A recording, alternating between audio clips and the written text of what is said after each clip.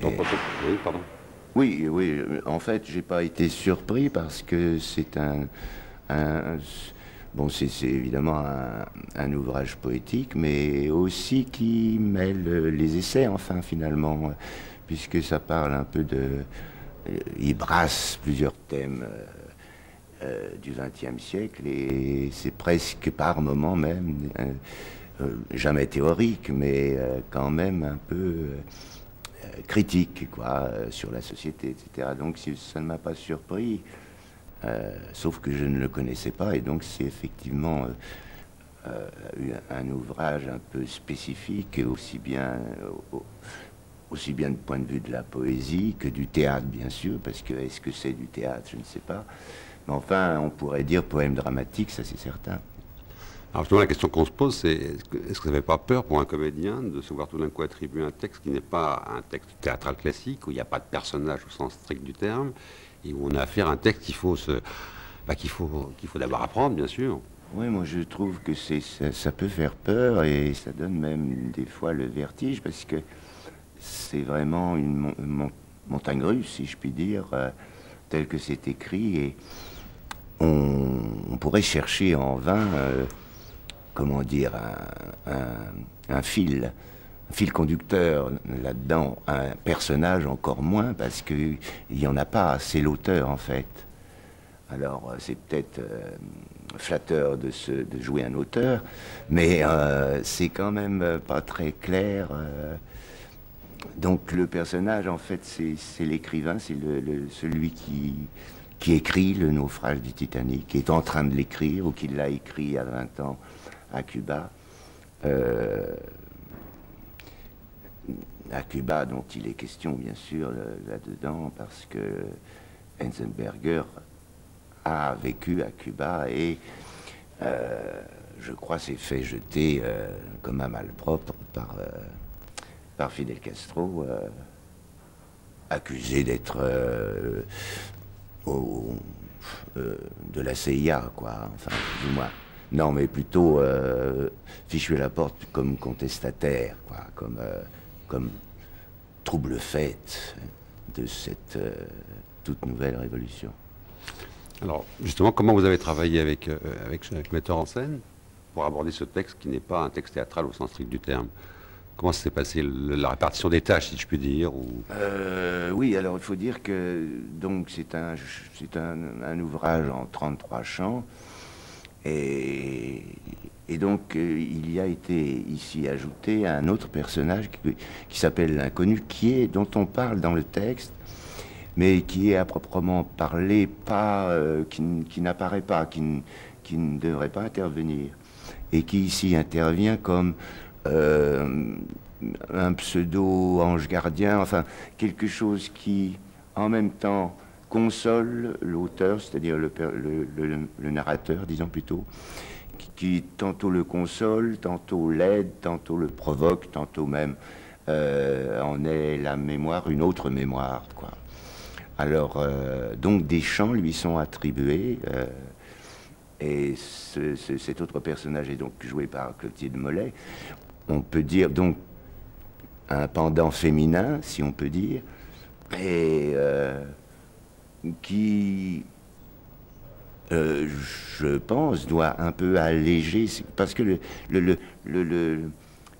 l'ouvrage est quand même très, très par moments dramatique et même désespéré par moments.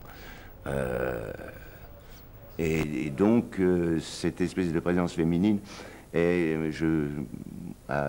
mon point de vue, est quand même comme quelque chose comme t'en fais pas, mon vieux, ça ira, il faut vivre, etc. Enfin, les choses ne sont pas si terribles, et si catastrophiques, puisque finalement, il y a quand même l'allégorie du naufrage. Enfin, le côté métaphorique comme ça de quelque chose qui va à la catastrophe. Or, dans l'écriture, il faut remarquer quand même et souligner que Enzensberger est tout à fait vigoureux Et même s'il critique ceux qui ne sauvent pas les autres, ceux qui n'aident pas ceux qui sont en train de se noyer, il le fait de façon souvent humoristique. Et de toute façon, lui, il croit que, en tout cas, les survivants doivent survivre et vont continuer à vivre et à avancer. Et donc pas à couler, quoi. Est-ce qu'on peut juste essuyer un tout petit peu? Ah oui, pardon, oui. À l'œil nu. Oui, c'est reparti. Bon. Oui, il y a une question qu'on se pose quand on voit le spectacle. La manière dont vous dites le texte, on a l'impression que vous l'avez tellement intégré qu'il arrive comme ça, presque naturellement, comme si il n'y avait pas d'interprétation. Alors, je ne sais pas, ça correspond à une technique personnelle, une technique de jeu peut-être traditionnelle, je ne sais pas, ou quelque chose qui passe par l'instinct de la prise en charge d'un texte. Je ne sais pas, je me pose la question quand je vous regarde. Si je vous comprends, si je comprends la question. Oui, cela, je crois, tient à l'écriture, justement. C'est le fait qu'il n'y a pas de personnage. Il n'est pas dessiné, on ne sait pas si c'est un jeune, on ne sait pas si c'est un vieux, si il est vigoureux, s'il est musclé, si il est malade ou pas. Bon, tout cela n'est pas décrit, donc l'acteur est obligé d'en passer par lui-même et donc de faire sienne.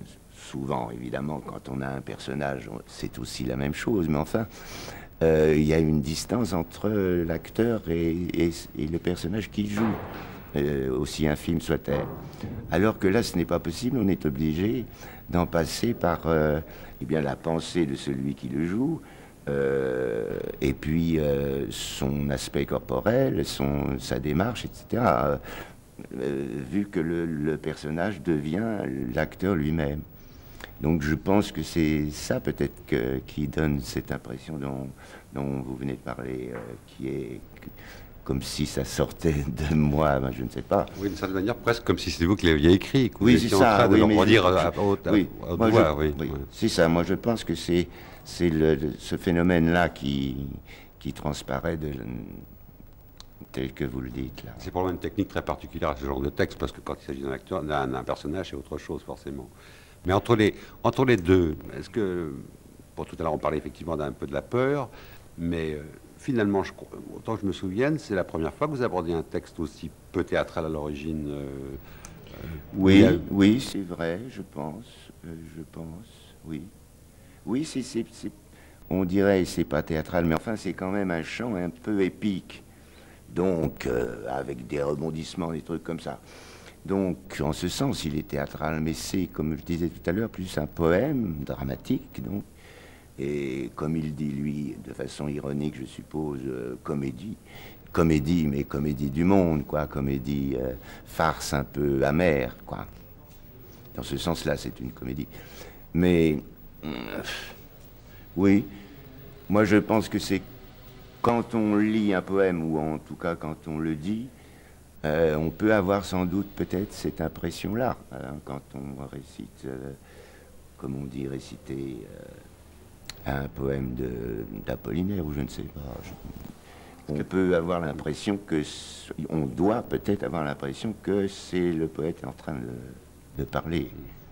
Pour le public, ce qui est encore plus impressionnant, c'est comme il n'y a pas vraiment de dialogue avec un autre acteur, disons pas personnage, puisqu'il n'y en a pas, on se dit, mais s'il y a tout d'un coup une absence, une phrase qui disparaît dans la mémoire, bon, si jamais il y a une perte comme ça de mémoire en cours de route, un trou, comme on dit, bon, qu'est-ce qui se passe quand on est tout seul comme ça en face d'un texte? Il n'y a pas même l'autre qui peut tirer l'affaire de cette manière. C'est vrai, oui, non, mais c'est un exercice solitaire, sans être un monologue, parce que c'est quand même tantôt, bon, un peu adressé au public, tantôt un soliloque, c'est-à-dire quelqu'un qui se remémore ou quelqu'un qui essaye de voir dans son propre souvenir comment c'était à cette époque-là, à Cuba, ou plus encore avant, en 1912, quand le navire a chaviré, enfin, a coulé.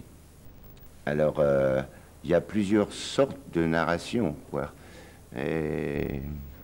Mais s'il y a un trou, comme vous dites, c'est pas si grave que ça parce qu'on peut toujours passer à le chant suivant finalement. Mais enfin, je pense que la chose doit être intégrée à tel point que la pensée est guidée de façon continue vers, pour ce chant-là, pour un chant vers ceci, pour un autre chant complètement différemment vers autre chose. Et c'est tellement, les chants sont tellement spécifiques que une fois qu'on est plongé dans un, on ne peut pas y échapper, je pourrais dire, d'une certaine manière. Hein. Il faut s'immerger, si j'ose dire, dedans. Est-ce que la qualité de l'écoute du public est importante, et encore plus importante peut-être dans ce cas-là, ou pas? Oui, c'est certain, parce que quand il y a un dialogue, oui, c'est ça, quand il y a plusieurs personnages, bon, on sent que le public peut s'intéresser à autre chose, ou à quelque chose qui n'est pas, qui ne dépend pas de votre seule volonté, ou de votre seul personnage, entre guillemets, tandis que là, la moindre chose vous appartient, et donc... Et donc la moindre palpitation ou manque d'attention du public, effectivement, on la ressent très fortement. J'ai relu quelque part, puisque je posais la question, c'est parce que je pensais à autre chose, mais j'ai relu quelque part il n'y a pas longtemps que, autant que je me souvienne, vous aviez dit un jour, concernant l'acteur c'est celui qui essaye de faire le silence dans la salle, c'est vrai? Oui, enfin le silence de l'attention, le silence de l'écoute, oui, c'est ça. Oui. Oui, c'est sûr. Est-ce que c'est une définition de l'acteur que vous revendiquez encore aujourd'hui, ou est-ce que vous l'avez enrichi au long des années, cette première définition? Non, mais je pense qu'elle n'est pas fausse. On peut l'exprimer d'une autre manière, c'est-à-dire dans ce sens que on est obligé, d'une certaine manière, à focaliser, bien entendu, le public, mais aussi à l'emmener dans son propre chemin.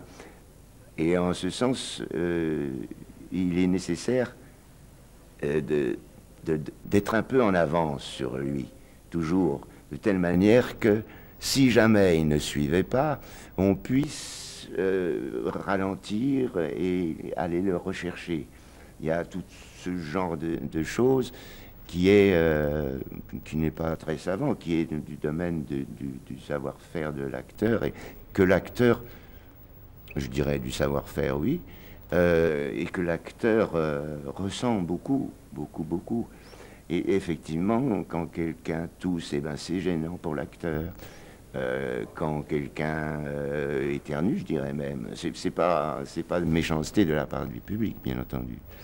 Ou quand... Voilà, quelqu'un change de place, enfin je cherche des choses qui peut embarrasser l'acteur s'il n'est pas justement un petit peu en avance sur le public. C'est une chose que souvent les gens connaissent, surtout, je dirais, dans tout ce qui est comédie, farce, etc. Il est très important d'être un petit peu en avance pour que les rires, par exemple, ne soient pas gênants, que ce ne soit pas exactement, ne coïncide pas exactement, que l'acteur soit toujours un petit peu décalé par rapport à ça. Je ne sais pas si je me fais bien entendre. Oui. Enfin, c'est comme ça, l'acteur n'est jamais au point exact. Ou alors là, c'est dangereux, je veux dire, pour l'acteur. Je ne sais pas, pour le public.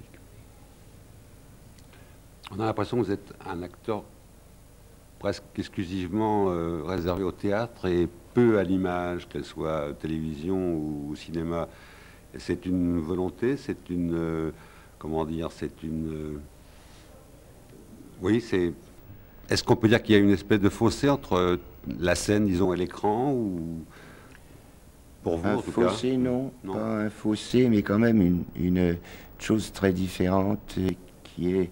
Bon, moi c'est vrai que je préfère le théâtre, je ne peux pas m'en cacher ici, mais pour plusieurs raisons, il me séduit aussi pour d'autres raisons, c'est-à-dire pour ce qu'on peut faire passer et qu'on ne peut pas faire passer au théâtre. Il y a des choses qu'au théâtre, même si on prend des moyens détournés, qu'on arrive à faire passer au cinéma, évidemment, de manière, soit à cause du montage, soit à cause des gros plans, bon, tout le monde sait ça, et qui me font regretter de ne pas faire plus de cinéma, par exemple.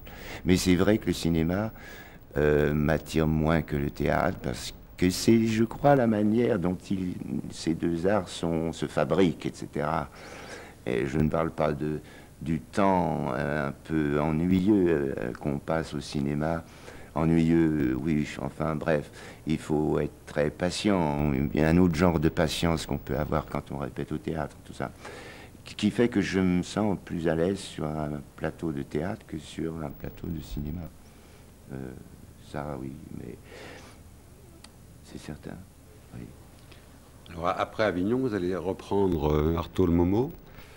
Et donc vous allez mener de front à la fois ce naufrage du Titanic qui est donc sans personnage réel, en même temps travailler sur Artaud le Momo, qui est là en revanche un personnage même qui appartient à l'histoire de la littérature et du théâtre. Est-ce que c'est d'une certaine manière, ça tombe bien qu'il y ait ces deux choses qui vont peut-être se compléter? Oui, je pense pas qu'ils se complètent. Je veux dire qu'il y a effectivement un désarroi peut-être qu'on peut comparer, qui est peut-être comparable dans les deux, dans le personnage d'Antonin Artaud quand il est sorti au bout de 9 ans d'asile, quand il est venu faire cette conférence à Paris, et le personnage de l'auteur dans Le naufrage du Titanic. Ça, c'est peut-être un peu... on pourrait rapprocher les deux choses. Maintenant, moi, je ne vais pas mener ça de front et je ne pense pas... Bon, peut-être qu'il y a des similitudes, finalement, quand je joue Antonin Artaud. D'ailleurs, je ne joue pas tellement Antonin Artaud, je joue un conférencier, parce qu'on ne peut pas jouer Antonin Artaud, ça semble un peu compliqué, quoi, un peu utopique, ou même... Mais c'est quand même, oui, tout à fait différent, puisque c'est un événement qui a eu lieu et qui, je pourrais dire, a lieu presque tous les soirs quand je le fais, c'est-à-dire presque pour la première fois, alors que là, il y a quand même une fiction tout à fait réelle et même démesurée, la fiction, puisque on prend la scène pour un paquebot, ou on prend la scène pour Cuba, ou on prend le plateau de théâtre pour une chambre dans Berlin, hein, sous la neige. Donc il y a plein de fictions ici, ce qui n'est pas le cas dans la conférence qu'a faite Antonin Artaud, parce que la fiction, c'est lui. Enfin, c'est lui. Ce n'est pas une fiction, mais c'est tellement impressionnant ce qu'il a pu vivre et comment il le dit, que ça en devient incroyable et donc presque de l'ordre de l'inouï. Alors pour en finir sur cette histoire de spectacle sans personnage réel, moi il y a une chose qui me frappe, c'est que il y a des comédiens, il y a deux catégories de comédiens. Bon, une catégorie immense de comédiens qui peuvent jouer des rôles, qui peuvent interpréter les personnages, qui peuvent se fondre comme ça dans une histoire avec des partenaires. Et puis il y a quelques comédiens, et ils sont très rares, et vous en êtes. Et c'est toujours la question qu'on se pose, c'est comment, à quoi on fait appel dans ce cas-là? Qu'est-ce qu'on va chercher vraiment d'autres? Qu'est-ce qu'on a qui n'appartient pas à tout le monde? Donc de prendre en charge comme ça un texte, je pensais, bon, par exemple, quand on a vu dans le temps André Marcon dire du Novarina, des choses comme ça, il y a des comédiens à qui on ne penserait même pas pour dire que ça soit Novarina ou que ça soit aujourd'hui Anderberger. Et vous êtes très peu nombreux à pouvoir le faire, ça. C'est-à-dire qu'en fait, vous pouvez faire les deux choses, interpréter un rôle ou donner un texte de cette manière. Alors, moi je ne sais pas, est-ce que quand on est comédien comme vous, est-ce qu'on sait de quoi on est doté, de quoi on est doué pour dire ça comme ça et que les autres ne peuvent pas faire? C'est toute la question qu'on peut se poser. Mais je ne sais pas, est-ce que c'est une question à laquelle vous pourrez répondre, ça? Moi, en tout cas, je ne sais pas quoi répondre parce que je ne le sais pas. Cette différence dont vous parlez, si toutefois elle existe, je pense qu'il y a.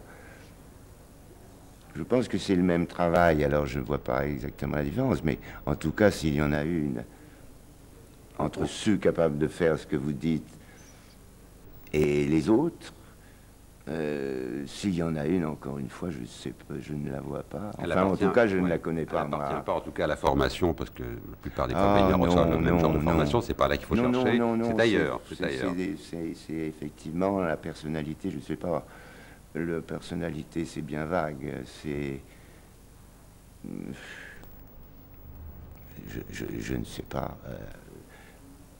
Il y a des choses que, bien sûr, on est incapable de faire et que d'autres font beaucoup mieux à notre place, sûrement, c'est ça. Et il ne faut pas se gourer, effectivement, dans ces cas-là. Il y a des choses beaucoup plus dures que d'autres, que ça, par exemple, qui est très dur, je dois l'avouer. Très compliqué, très difficile, parce que sur la corde raide, etc.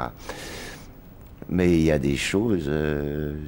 sûrement qui me sont plus lointaines et que j'aurais plus de mal ou moins de plaisir à faire, ça c'est certain. Je vais vous poser la question, est-ce que des choses que vous refusez de faire? Ah oui, c'est parce que ça ne me plaît pas en général. Hein. Oui. Non, c'est vrai qu'il y a une question d'univers qui convient mieux à certaines personnes qu'à d'autres, c'est évident. Les poètes ne se ressemblent pas, heureusement. C'est la diversité de la chose. Merci.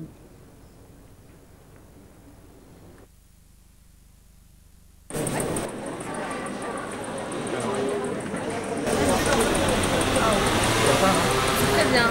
Il y a un accent grave, mais c'est parfait déjà. Très bien.